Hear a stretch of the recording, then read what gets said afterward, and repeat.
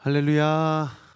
우리 앞뒤 좌우 옆 사람에게 인사하겠습니다. 잘 오셨습니다. 잘 오셨습니다. 잘 오셨습니다. 여러분, 목요 찬양 집회는 성령의 강력한 임재가 있는 집회입니다. 하나님이 우리를 지명하여 부르셔서 우리를 예배자로 부르시고 세우신 하나님을 만나는 영적 공간이고 베델입니다. 이곳이 하나님의 집이고요, 우리 각자가 하나님의 영이 거하시는 거룩한 성전입니다. 하나님께서 이곳에서 우리를 만나주시고 우리 각자에게, 또 우리 교회 위에, 또 이 시대를 읽어낼 수 있는 그리스도인으로서의 합당한 하나님께서 우리에게 주신 사역과 사명을 온전히 감당할 수 있도록 우리에게 힘과 지혜와 용기와 영적 분별력을 허락해 주시는 그런 집회입니다. 여러분, 오늘 아침에 저는 성도들과 함께 민수기 19장을 나눴는데, 거기에 보면 정결 예식을 거행하는 그 프로세스를 하나님께서 이스라엘 백성에게 가르쳐주고 있어요.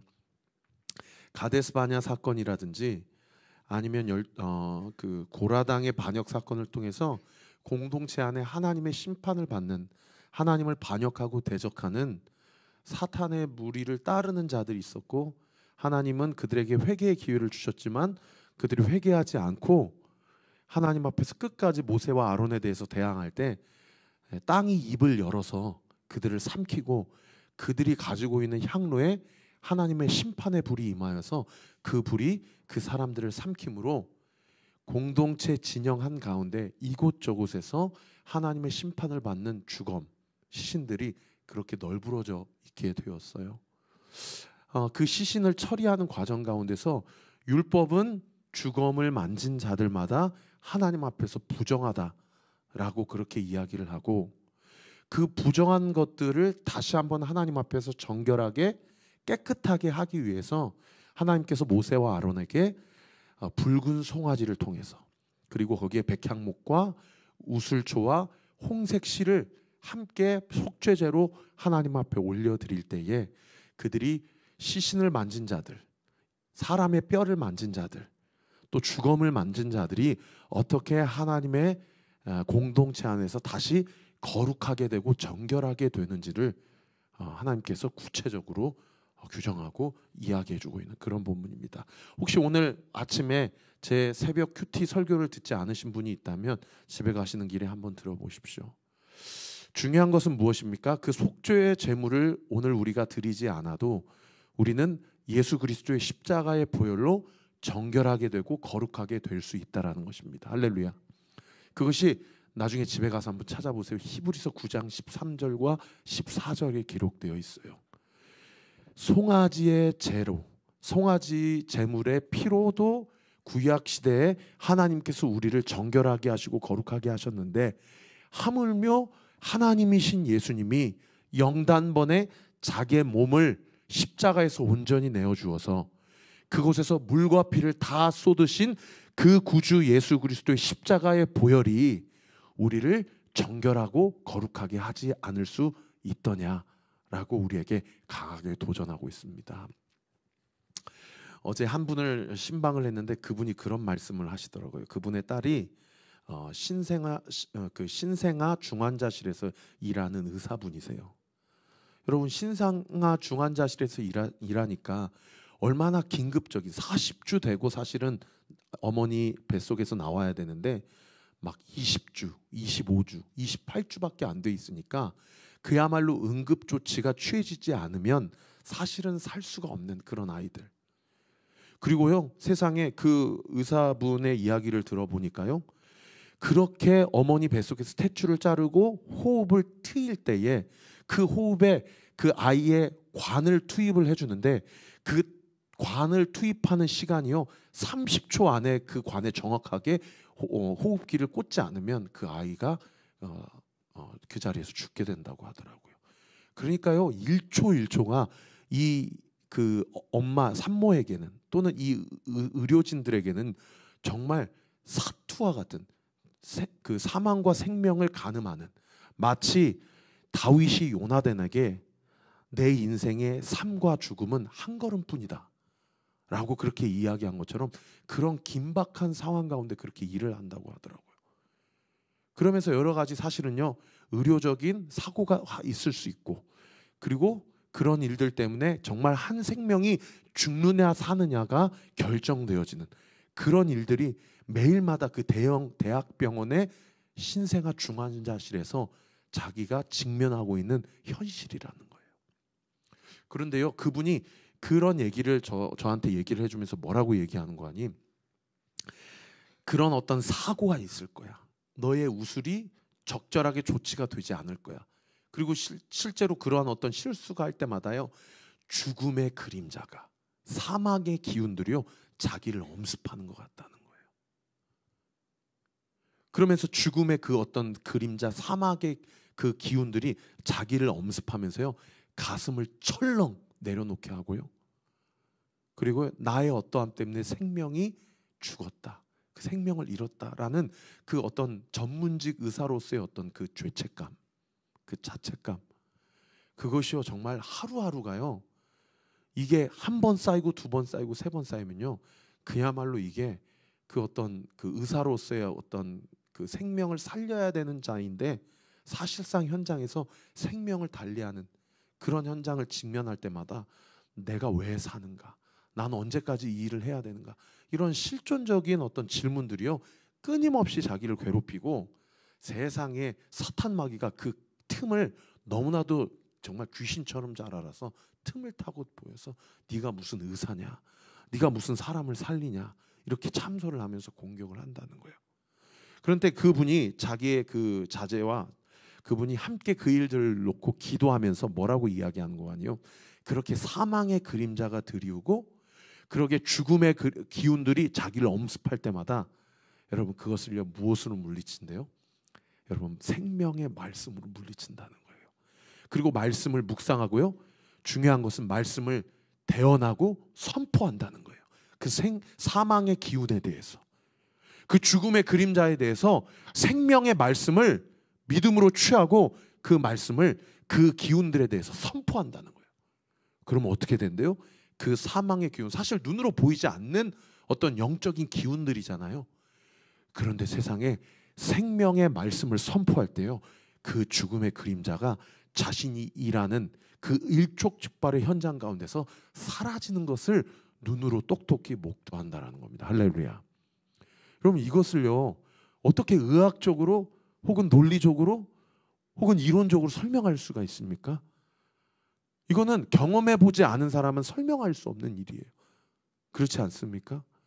여러분 오늘도 이 목요 찬양 집회에 하나님의 생명의 말씀이 대언되어지고 선포되어질 때 에스겔 마른 골짜기에 생명이 없는 것 같은 그 뼈가 서로 연락이 되고 연결이 되고, 그 위에 힘줄이 붙고 그 위에 루아흐, 하나님의 성령의 호흡이 들어가서 그들이 강한 군대가 되어진 것처럼 산자 같으나 죽은 송장과 같은 영혼들, 심령이 오늘 이 현장에서, 오늘 이 온라인으로 예배드리는 그 자리에서 생명의 루아흐, 말씀의 호흡이 들어갈 때에 여러분 살아있으나 죽은 자가 아니라 죽어있는 그 자 같으나 생명의 말씀의 역사가 온전히 호흡처럼 들어가서 그 사람들을 통해 하나님의 역사가 구현되고 드러나는 놀라운 은혜의 역사가 우리 목요 찬양 집회를 통해서 온전히 일어날 것을 믿습니다. 믿으시면 아멘. 그래서 오늘 보면 큐티 19장에 보면요, 그 정결 예식을 할 때 세상에 7일 동안 구별하여서 격리를 하는데 셋째 날과 일곱째 날에 정결 예식을 거행을 하는 거예요. 여러분 7일 동안의 한 주간의 삶 가운데 우리가 주의 날, Lord's Day, 거룩한 날, 주일에 하나님께 예배드리잖아요. 주일 성수. 그리고 수요일 3일 밤 예배를 드리는 교회도 있지만 저희 교회처럼 목요일 목요 찬양 집회 때, 여러분 왜 한 주간의 중간의 시점에 하나님 앞에 예배드리고 정결 예식을 쌓을까요? 주중의 중간에 우리의 영적인 나사를 조이는 거예요. 믿으시면 아멘.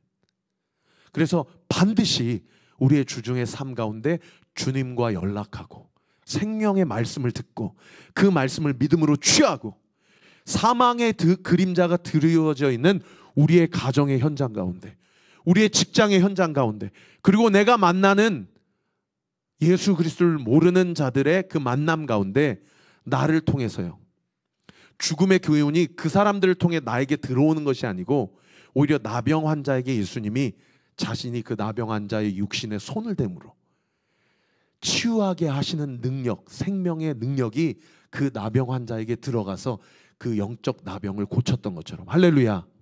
여러분, 목요 찬양 집회가 그렇게 예수님과 접촉되어져서 내가 세상의 어둠의 권세를 영향받는 자가 아니라 나를 통해서 생명 없는 그 땅, 생명 없는 그 영혼 가운데 하나님께서 내 입술, 내 영혼, 내 생각, 내 모든 삶의 행실을 통하여 예수 그리스도의 생명의 능력이 전해 내려가는, 할렐루야, 그런 놀라운 축복의 통로로 하나님께서 우리 한 사람 한 사람을 세워주셨다라는 사실을 믿으시기를 우리 구주 예수 그리스도 이름으로 축원합니다. 그래서 눈치채셨지만 사실 오늘 찬양하면서 하나님께서 계속 우리에게 말씀하시고 강조하시는 그 워딩이 뭡니까? 너 예수를 가까이 해라. 예수만이 생명이다. 예수님께 접붙임 바 되어 있으면 사망의 그늘, 어둠의 그림자가 우리에게 틈탈 수가 없다라는 거죠. 오늘 이 밤에 예수님을 가까이 하는 은혜가 있게 되기를 우리 구주 예수 그리스도 이름으로 축원합니다. 기도하겠습니다. 아버지 하나님, 이 시간 생명의 말씀을 듣기를 원합니다. 내가 이 시간 예수의 이름으로 명하노니 지난 월화 수요일 3일 동안 또 오늘까지 4일 동안 우리 사랑하는 성도들의 삶 가운데 어둠의 그림자, 죽음의 권세가 틈타고 우리를 좀먹고 우리를 삼키려고 하는 모든 어둠의 세력이 있다면 이 시간 예수 그리스도 이름으로 명하노니 묶임을 받고 떠나갈 치여다. 떠나갈 치여다. 떠나갈 치여다. 오늘 이 시간 생명의 말씀이 선포되어질 때 그 말씀을 믿음으로 취할 수 있는 영적인 근육과 그 영적인 능력이 우리 사랑하는 모든 온리교회 성도들에게 부어지게 될 치여다. 부어질 치여다. 부어질 치여다. 믿고 감사드리며 예수 그리스도 이름으로 기도하옵나이다. 아멘. 계속해서 사도행전을 살펴보고 있는데 오늘 보면 34절과 40절을 제가 딱 두 구절을 한번 여러분과 함께 나누고 싶습니다. 우리 34절, 40절 말씀 같이 한번 읽어봅시다. 시작. 베드로가 이르되 애니아야, 예수 그리스도께서 너를 낫게 하시니 일어나 내 자리를 정돈하라 한데 곧 일어나니. 40절도 같이 읽습니다. 시작. 베드로가 사람을 다 보내고 무릎을 꿇고 기도하고 돌이켜 시체를 향하여 이르되 다비다야 일어나라 하니 그가 눈을 떠 베드로를 보고 일어나 앉은지라. 여러분, 시체를 향해서 생명의 말씀을 선포하니까요, 그 죽어있는 것에 여호와의 루아흐, 호흡이 들어가고 생명이 들어가서 그 자가 살아나는 역사가 일어나는 거예요. 여러분, 죽어있는 것 같은 상황이 무엇입니까? 절대 바뀌지 않을 것 같은 형편이 어떤 형편이에요?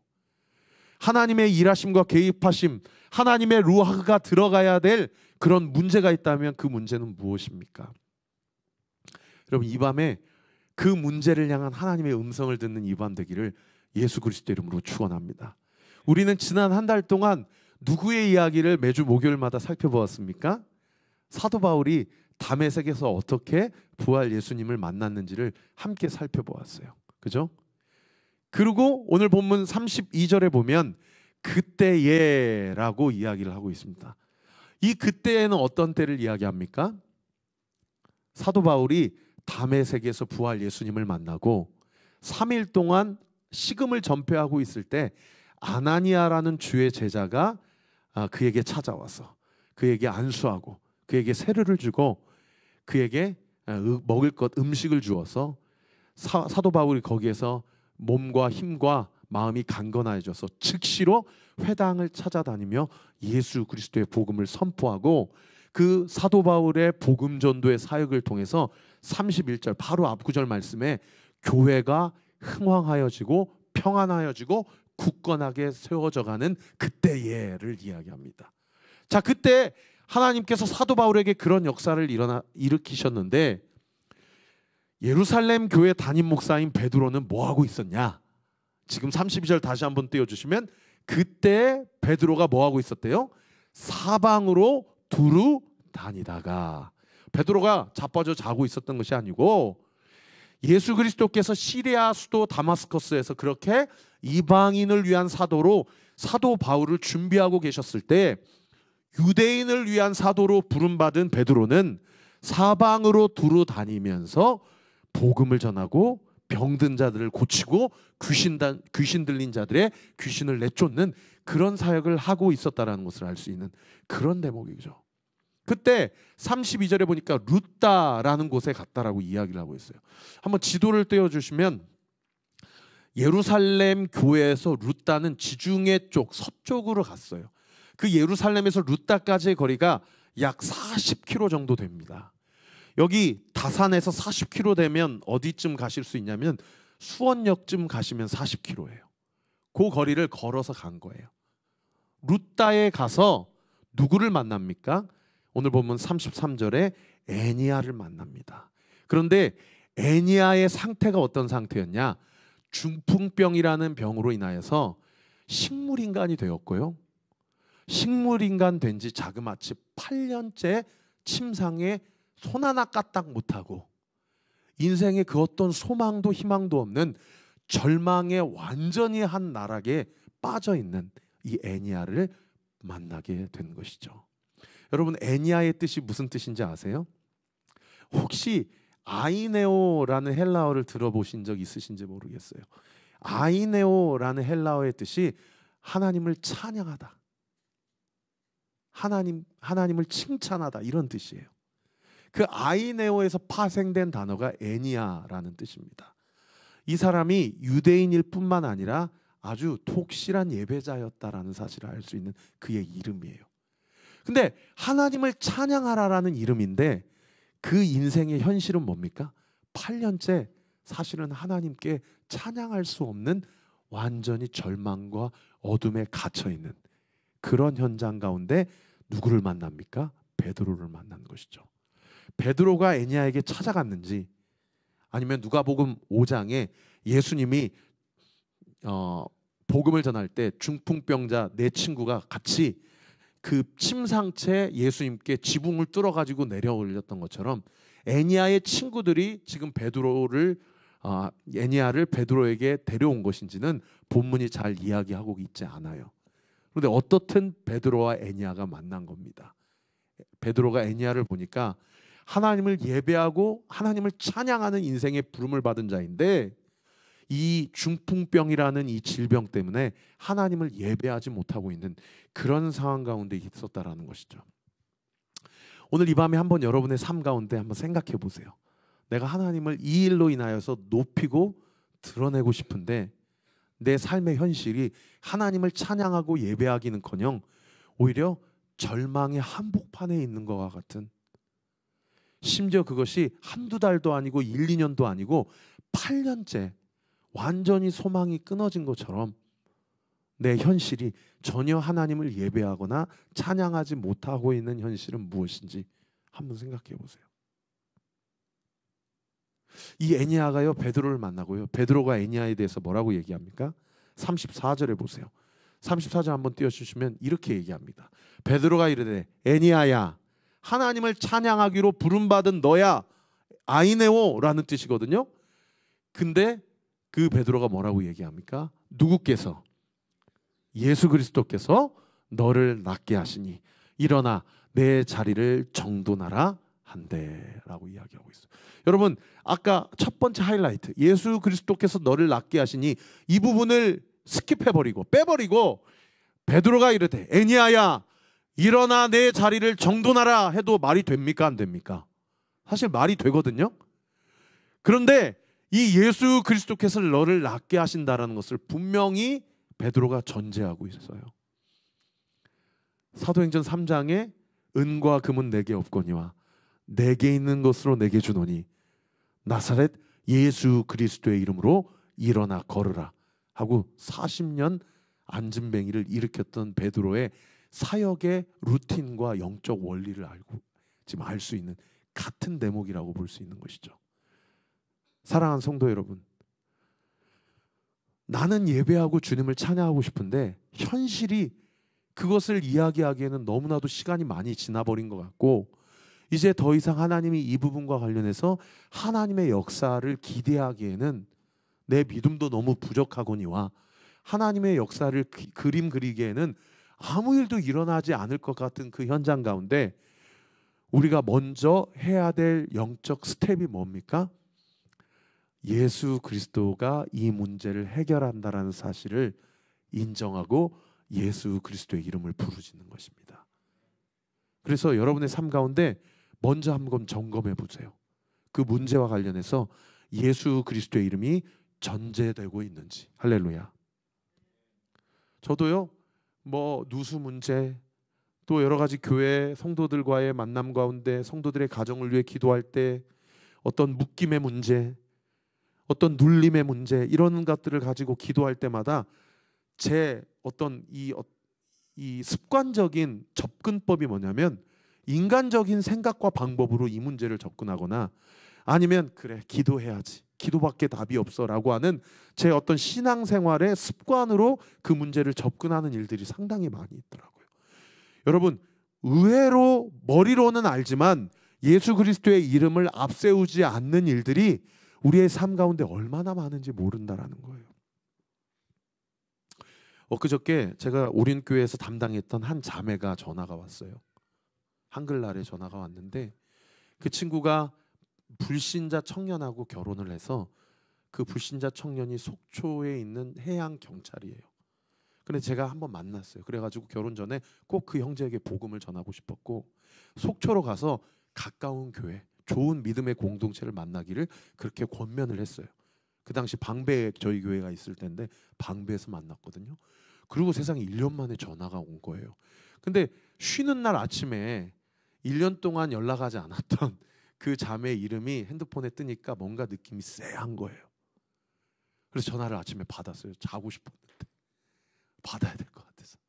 그랬더니 그 자매가 이 시각 디자인과 미술을 전공한 친구였는데 속초에 가서 이제 미술 학원을 이제 자리를 알아보고 공사가 끝나고 다음 주에 이제 오픈 날을 기다리고 있는 거예요. 근데 세상에 그 자기가 임대했던 2년 동안의 임대 계약을 맺었던 그 오픈 그 장소에 임대인이 무당인 거예요.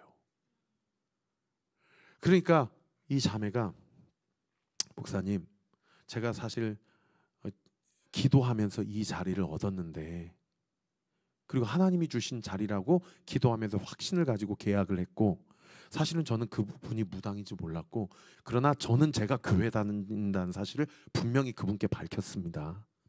근데 그분이 그야말로 돗자리 까는 무당이 아니고 그냥 그분의 집에 가면 그분이 모시는 신이 있고 그분이 모시는 그 뭐라고 할까요? 그 상이라고 할까요? 그런 어떤 상이 있지 그분이 그냥 사람들을 돈을 받고 점을 쳐주는 무당은 아니에요. 그런데 어떻든 그분하고 교제하면서 가다 보니까 어느 순간 이분이 화장이 좀 이상하다.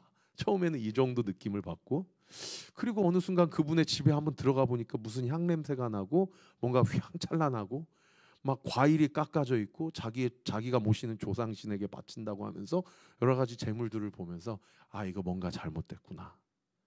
근데 문제는 뭐냐면 이 임대인이 처음에는 가벼운 것으로 하나 둘씩 자기에게 참견을 하기 시작한 거예요. 예를 들면 화분은 여기에 놔야 돼. 네. 그리고 이 물건은 여기에 놔야 잘 돼.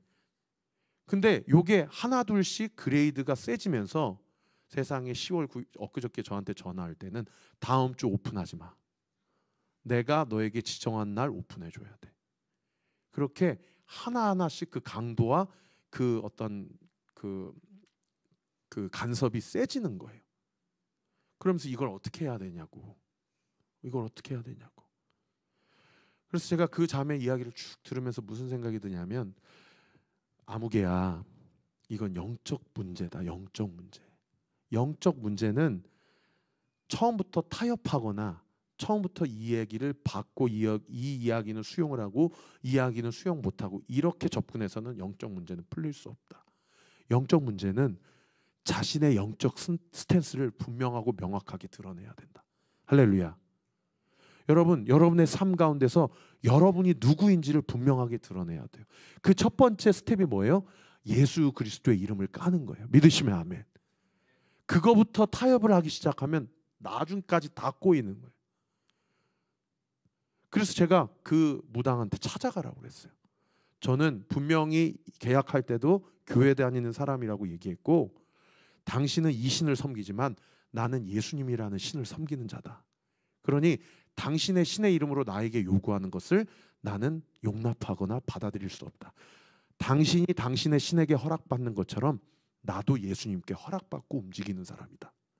분명하게 너의 주인이 누구인지를 그 사람에게 선포하라고 제가 이야기를 했어요. 그러면서 여러 가지를 제가 이렇게 조언을 해주고 상담을 해주는데, 야, 그 자매가 참 재밌는 이야기를 하더라고요. 사실은 처음에 하나둘씩 간섭을 하면서 그 임대인이 이제 들어오는데, 그것이 어느 순간에 불편해지기 시작해서 자기 옆집에 있는 사업장에 한 분이 계신데, 그분하고 연합전선을 일으켜서 그 임대인한테 대응을 해야겠다 해가지고 그 옆집에 있는 한 아저씨, 그분이 무슨 사업을 하시는지는 저한테 얘기를 안 했는데, 그분에 쫓아가서 자기가 이런저런 간섭을 받고 있다, 그래서 너무 불편한데 아저씨는 어떠시냐라고 하면서 그 옆집 그 아저씨하고 교제를 시작하게 된 거예요. 예, 이분이요 너무 부끄러워하는 마음으로, 자매님, 사실 저 교회 장로입니다. 그리고 제 동생도 목사고 저희 교회는 다 크리스찬 집안입니다. 그런데 아까 제가 말씀드린 그 첫 번째 단추부터 이분이 잘못 낀 거예요. 그래서 타협을 했었던 거예요, 이 무당분에게.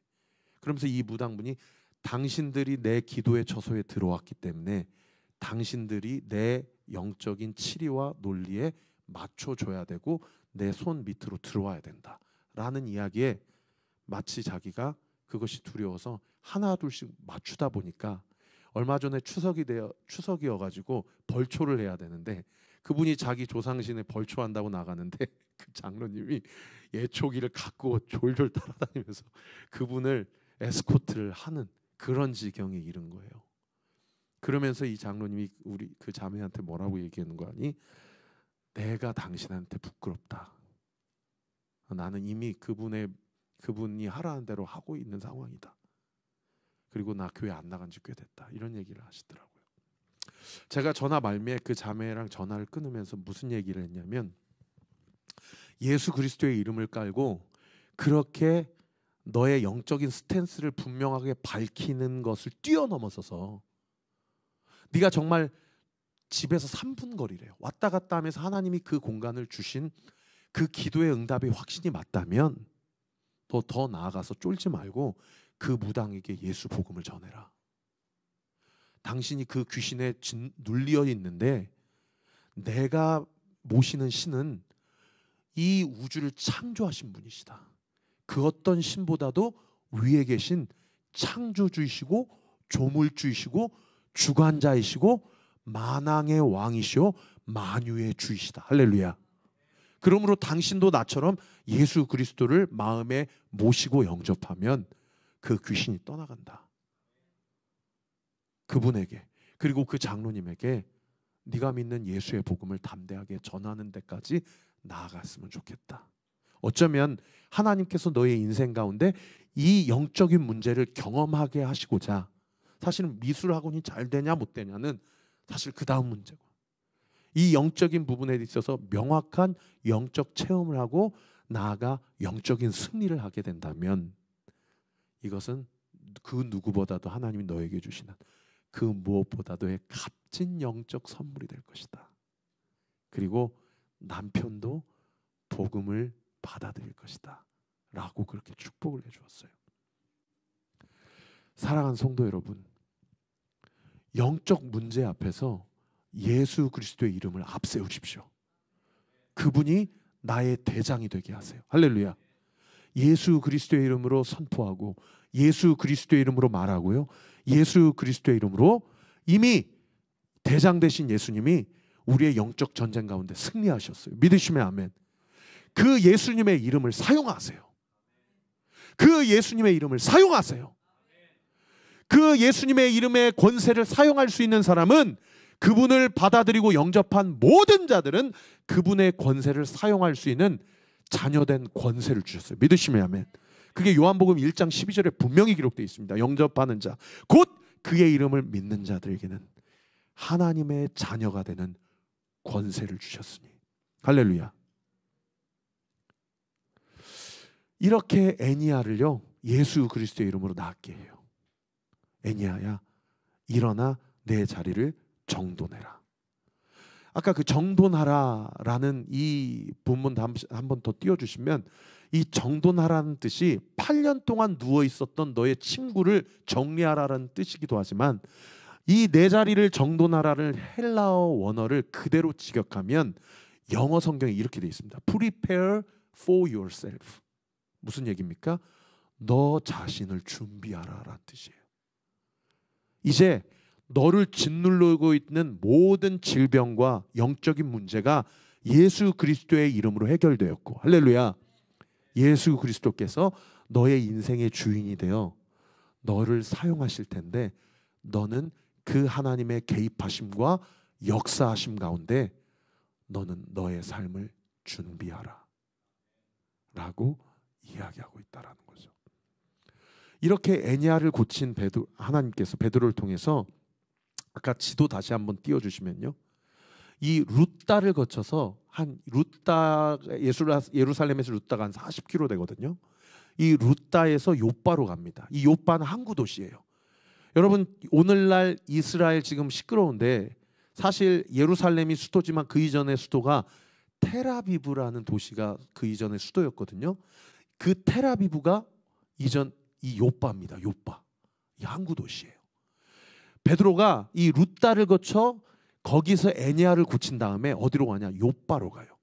이 요바에서 누구를 만나냐? 오늘 본문 36절에 보시면은 다비다. 이 다비다라는 여제자, 여성도를 만납니다. 이 다비다는 히브리식 발음이고요, 헬라어로 번역하면 도르가라는 이름인데, 이 다비다의 이름의 뜻, 도르가의 이름의 뜻 다 똑같습니다. 헬라어 히브리어의 차이지 그 이름의 뜻은, 여러분 놀라지 마세요, 사슴이라는 뜻이에요. 사슴. 여러분, 성경에 사슴이 나오는 대표적인 성경이 어딘지 아십니까? Song of Songs, 노래 중에 노래. 아가서에서 사슴이 나와요. 아가서에서 솔로몬이 자신이 사랑하는 술람미 여인에게 사슴이라고 얘기해요. 솔로몬은 오실 메시아 예수 그리스도를 예표하는 메타포죠. 술람미 여인은요, 검으나 아름다운, 죄가 많지만 하나님께서 구별하여 세우신 교회 성도를 이야기합니다. 성도를 우리 주님께서 뭐라고 얘기해요? 사랑하는 내 사슴이라고 얘기해요. 그런데 이 도르가, 이 사슴도요, 하나님의 사랑을 받기에 충분히 자격이 있는 이 여인도요, 어떤 상태였습니까? 36절 다시 한번 보시면은, 도르가라 하는 여제자가 있으니 그 이름을 번역하면 도르가라 하는데, 그가 선행과 구제하는 일을 심히 많이 했는데 이 여인이 갑작스러운 죽음을 맞이하게 돼요. 37절 이후로 죽음을 맞이하게 되고, 사실은 그 히브리인들의 장례 절차에 의하면 사람이 죽으면요, 그 시신을 아까 제가 말씀드린 만지면 안 돼요. 그럼 만진 사람 7일 동안 정결 예식을 치러야 되는데, 그것을 각오하고 유대인들이요, 그 시신을 깨끗하게 닦아요. 그리고 해가 질 때 그 시신을 매장을 합니다. 그런데 오늘 본문의 37절 이하로 보시면은, 세상에 이 도르가라는 여인의 시신을 다 닦고요, 사람들이 매장을 안 하고 다락방에 눕혀놓습니다. 그리고 거기에 있는 요바에 있는 이 크리스찬 초대교회 성도들이요, 아까 그 룻다에 지금 베드로가 누구를 살렸어요? 룻다에 누구를 살렸어요? 이 애니야를 살렸잖아요.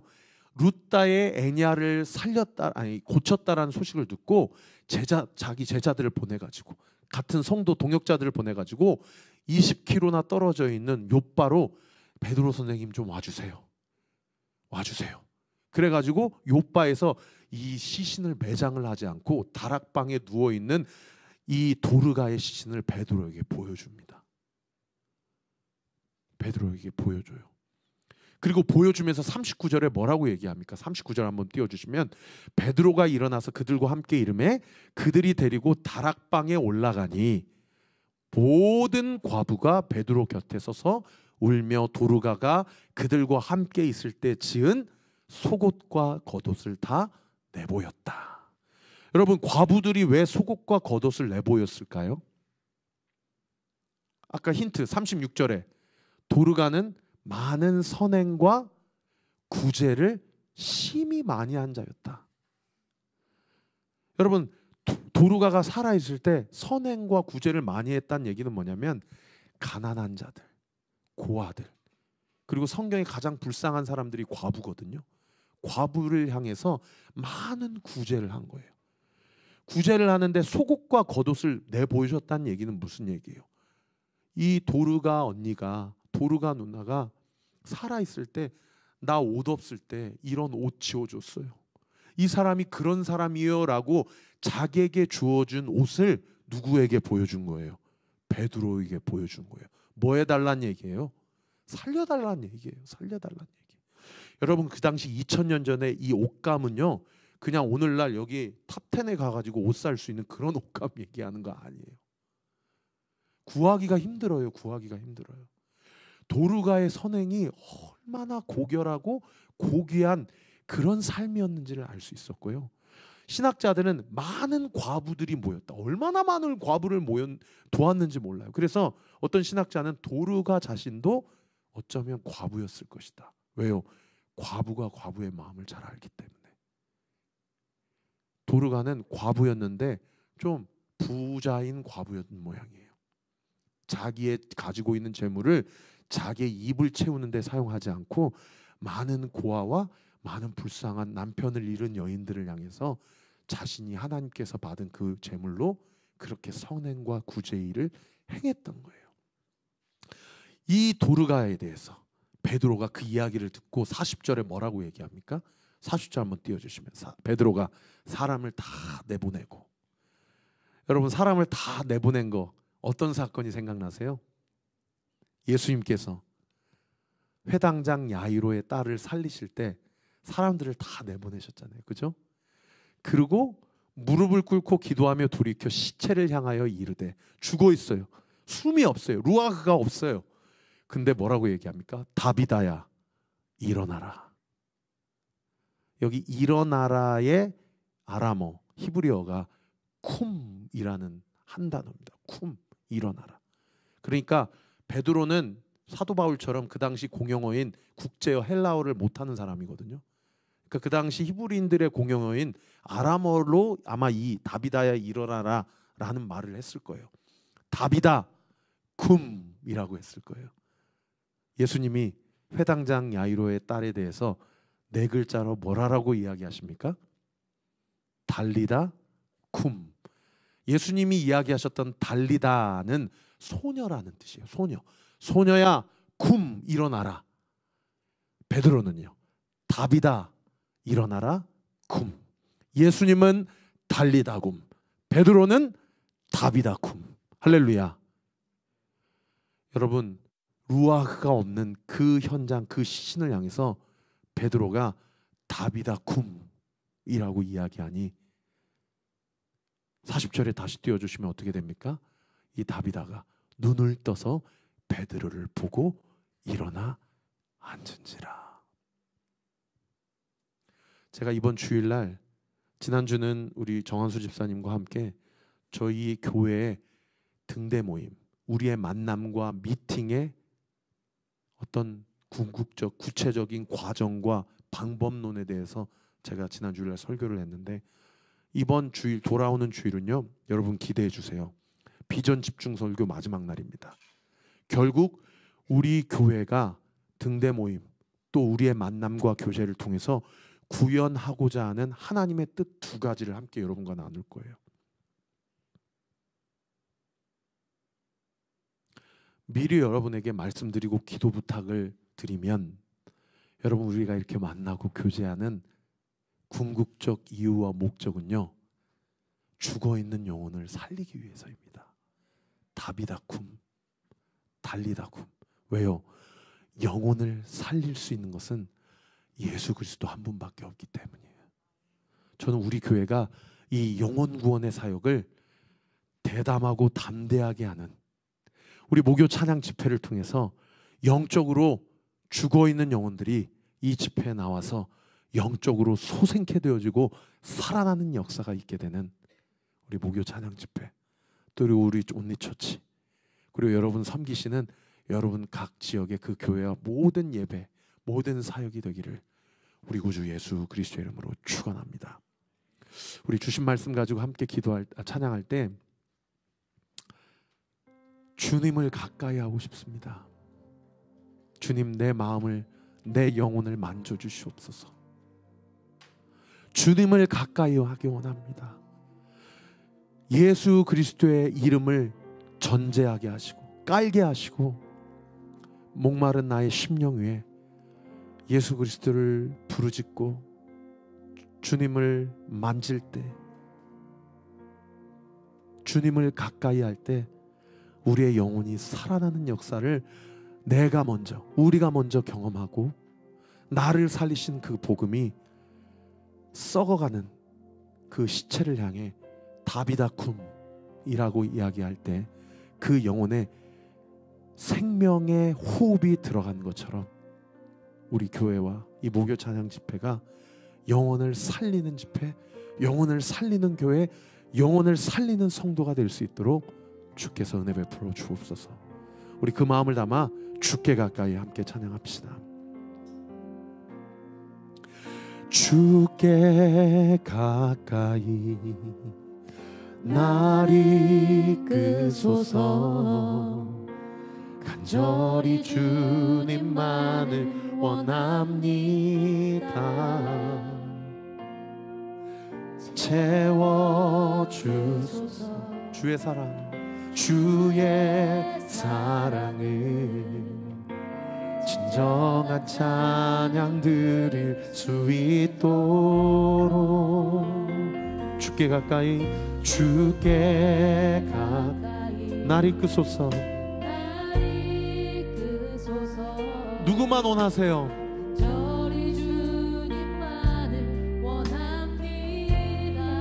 그럼 이 밤에 주님께 구하세요. 채워 주의 사랑을. 주님 앞에 진정한 찬양, 아이네오 애니야, 우리 고백합시다. 목마른 나의 영혼, 주님을 부릅니다.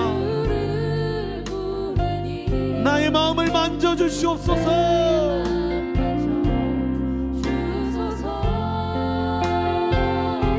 주님만을 원합니다. 더욱 간절히 나의 마음 만져 주소서. 우리 한 번 더 고백합시다. 주께 가까이 날 이끄소서. 간절히 주님만을, 주님께 고백하세요. 채워주시옵소서. 주의 사랑을, 진정한 찬양을 드리기 원합니다. 믿도 목마른 나의 영혼, 주를 부르니 주님 내 마음을 주소서. 주님만을 원합니다. 더 원합니다. 나의 맘 만져 주소. 목마른 나의 영혼, 나의 영혼 주를 부르니 나의 맘 만져 주소서. 원합니다. 더 원합니다. 나의 맘 만져. 우리 목소리 높여 통해서 한 번 더 고백합시다. 주께 가까이, 주께 날 이끄시옵소서. 간절히 주님만을 원합니다. 원합니다. 채워주소서. 주의 사랑을 진정한 찬양을 드릴 수 있도록 우리 두 손을 주님 앞에 높이 들고 목마른 나의 영혼 주를 부르니 나의 마음을 만져주시옵소서. 만져주소서.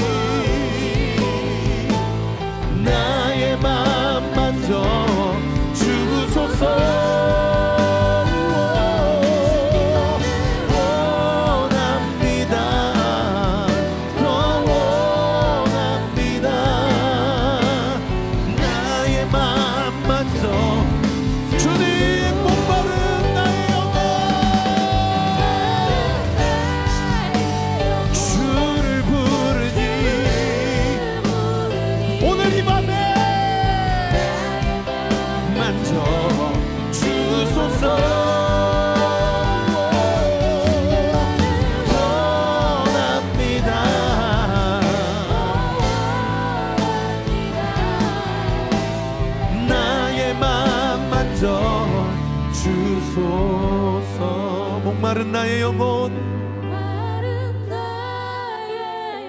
예수의 이름을 부릅니다. 나의 마음을 주님 만져주시옵소서.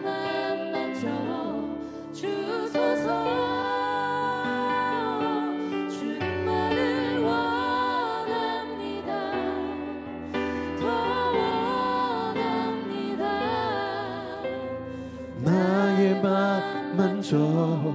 두 손을 가슴에 얹고요. 우리 한 번 더요. 목마른 나의 영혼 주를 부르니 주님께 구하세요. 내 마음을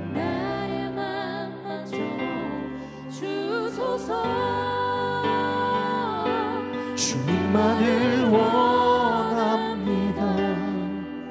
더 원합니다. 나의 맘 만져 주소서. 여러분 잠깐 생각하는 시간을 좀 드릴게요. 우리가 막 기도하고 막 통성으로 기도하는 것도 중요하지만 내가 무엇을 위해 기도할지 정리하고 기도하는 게 무엇보다 중요합니다.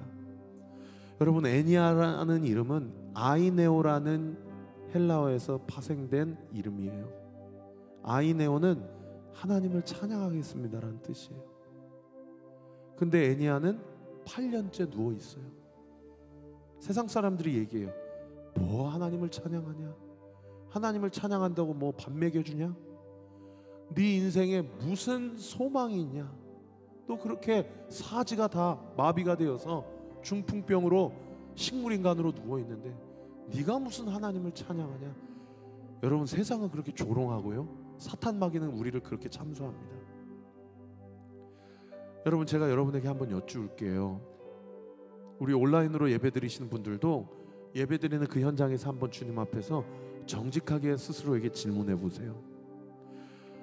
나는 하나님을 찬양한다고, 나는 정말 하나님을 예배하고 싶다고 그렇게 결단하고 그렇게 내 삶을 드렸지만 식물인 것처럼 전혀 하나님의 영광을 드러내기는커녕 오히려 하나님의 영광을 가리우는 것 같이 그렇게 소망이 없고 그렇게 기도의 동력을 잃어버리고 있는 영역이 있다면 여러분, 그 영역은 어디입니까?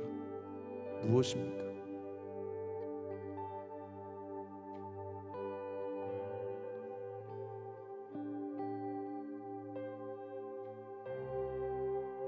그거 하나 오늘 이 밤에 함께 붙잡고 기도하기를 원해요. 아마 각자 다를 것입니다. 어떤 성도님은 가정일 수 있고 남편일 수 있고 아내일 수 있고, 어떤 성도님은 자녀일 수 있고, 어떤 성도님은 건강일 수 있고, 어떤 성도님은 사업일 수 있고, 어떤 성도님은 내 삶 가운데 풀리지 않는 어떤 문제나 숙제일 수 있고요. 어떤 성도님은 내 마음에 여전히 해결되지 않는 견고한 진노로 자리 잡고 있는 상처와 과거의 어떤 쓴뿌리일 수도 있어요. 여러분, 무엇이든지 좋아요. 무엇이든지 좋아요. 오늘 이 밤에 하나님이 그 문제를 건드리기를 원하세요. 여러분, 주님이 건드시면요 그 문제 풀립니다. 믿으시면 아멘. 여러분, 8년째 그 자리를 정돈하고 일어나라라고 말씀하세요. 여러분, 주님 앞에 그것은요, 여러분 믿음으로 이 말씀을 취하십시오. 먼지와 같은 일이에요. 아무것도 아니에요. 주님은 무엇을 보기를 원하세요? 우리의 믿음을 확인하기를 원하세요. 우리의 어떤 믿음을 확인하기를 원하세요? 베드로가 싹 지워버리고 스킵하고 자기 자신이 마치 애니아를 고친 것처럼 하나님의 영광을 취할 수도 있었는데, 베드로는 분명히 전제했어요. 뭐예요? 예수 그리스도께서 너를 낫게 하기를 원하신다. 할렐루야. 여러분, 이 밤에 예수님의 이름을 먼저 깔아야 돼요. 그 문제 앞에 예수님의 이름을 먼저 선포해야 돼요. 믿으시면 아멘. 예수님의 이름을 앞세워야 돼요. 예수님의 이름을 붙잡아야 돼요. 예수님께 접붙임 받아 있어야 돼요. 그래야 그 문제가 풀립니다.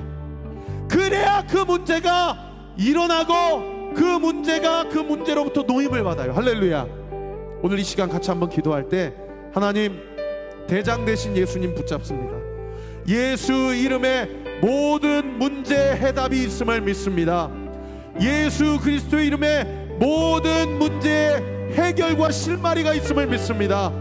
이 시간 예수 그리스도의 이름의 능력이 나의 삶 가운데, 이 문제 가운데 온전히 구현되고 온전히 부어지고 온전히 나타나고 예수님의 능력이 온전히 전제되어지는 놀라운 은혜의 역사 있게 하여 주시옵소서.